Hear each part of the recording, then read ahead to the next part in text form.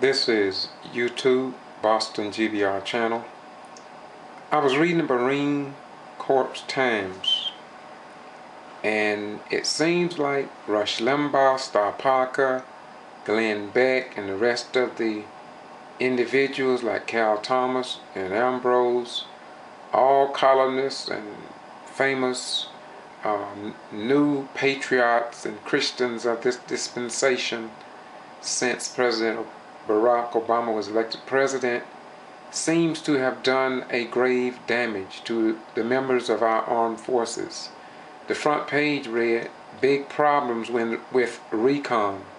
Morale sucks. Good Marines are leaving. How the courts plan to fix it." 20. Well, it is obvious. I am a retired veteran, and I know that it's hard enough to lead troops, especially into combat, with fellow soldiers and airmen and Marines and Navy personnel and others into combat when they hear their fellow soldiers down the commander-in-chief of their armed forces or embrace the hate-filled venom of Rush Limbaugh and Glenn Beck and Star Park and others in newspapers and on TV when our nation is at war. We can only imagine what the commanders, the problem that these commanders have in keeping discipline and order in their outfits, knowing that both Democrat and Republican must work together, side by side, in time of peace as well as in time of battle. They must also reside in the same foxhole. They must dodge bullets together. They must eat together. They must sleep together. They must receive recreation together. They are inseparable. But yet we see venom that is spewed out across this nation.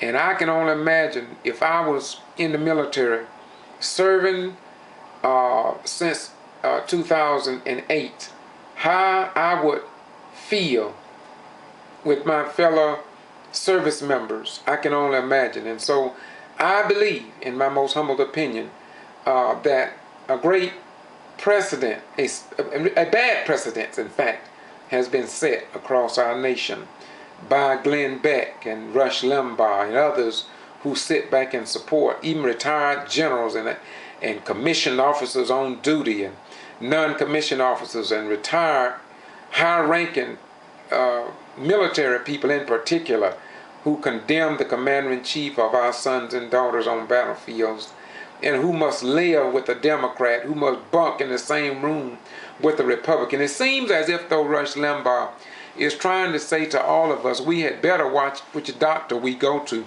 We had better not go to a Republican doctor if we are Democrat. If you're a Democrat, you better not go on a flight where a Republican is flying the plane.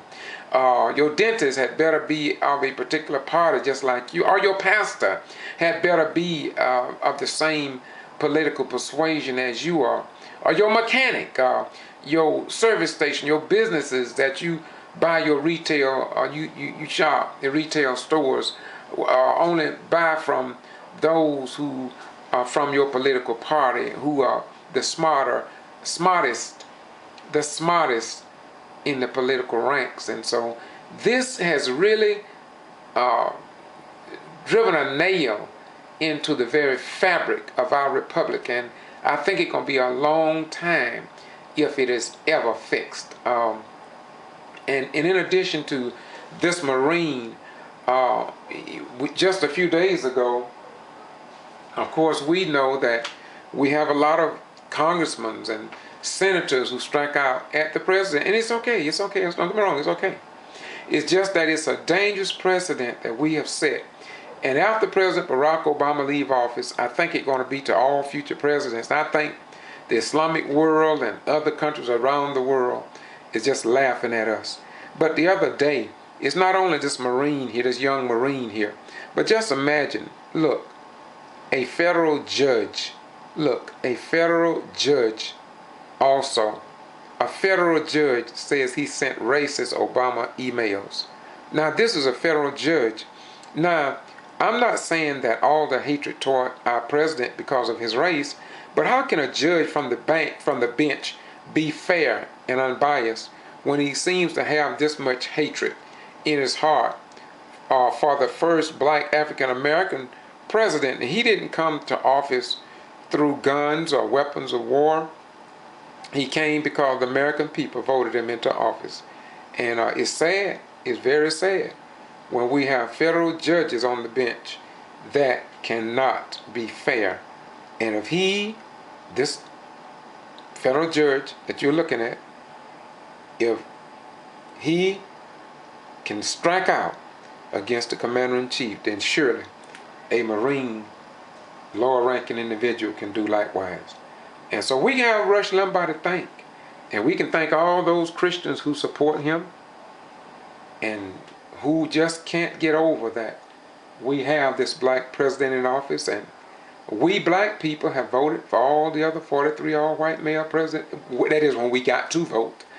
But yet and still, it's a dangerous precedent, in my most humble opinion, that we have allowed both black and white wrong people to thrust upon our sons and daughters in the armed forces. And once again, after I put 20 years in the armed forces, and for me to see this, I think that it's a bad, real bad precedent that we have allowed the reverse patriots and the reverse Christians and the reverse commissioned officers on duty and retired and any non-commissioned officers.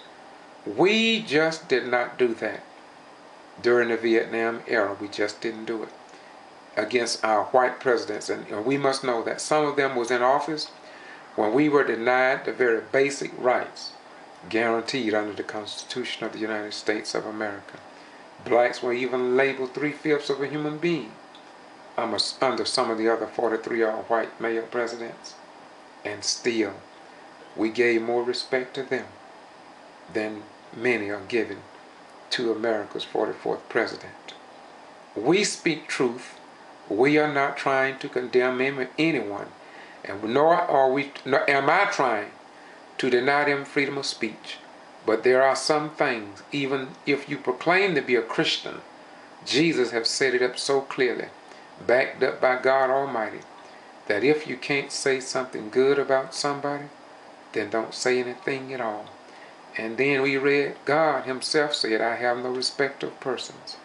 And then the fruits of the Spirit is love, joy, long-suffering, all of those things. You just don't come out with venom. And moreover, if Rush Limbaugh, black columnist, Star Parker, female type, and Glenn Beck, if they have all the solution to the world's problems, then they'll just draft a letter and ask the president, can they come to the White House and resolve all of the problems of the United States and the Middle East and the world and the Islamic countries?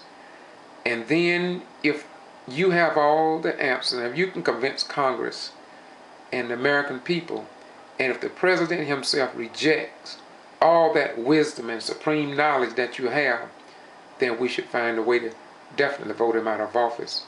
But personally, Mr. Limbaugh and Glenn Beck and Mr. Sean Hannity, we know you don't have all the answers. Yeah, you got the problems, but you don't have all the answers, and so we all should work together. Bye-bye. We go.